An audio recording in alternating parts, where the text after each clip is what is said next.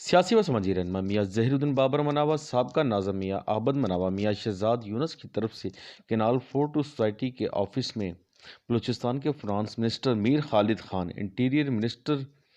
ضیاء خان کے اعزاز میں زہرانے کی تقریب کا انعقاد کیا گیا، جس میں میاں فیصل عابد مناوا، میاں فدا، ملک سلیم اوان، محمد اسحاق کھارا، اسلم انصاری، جمیل مغل، میاں شعیب شہزاد، ایڈوکیٹ ملک یونس مناوا، نصیر بٹ و دیگر نے شرکت کی۔ پر بلوچستان کے finance minister Mir Khalid Khan, interior minister Zia Khan کو میاں ظہیر الدین بابر مناوا کے فارم ہاؤس کا وزٹ بھی کرایا گیا۔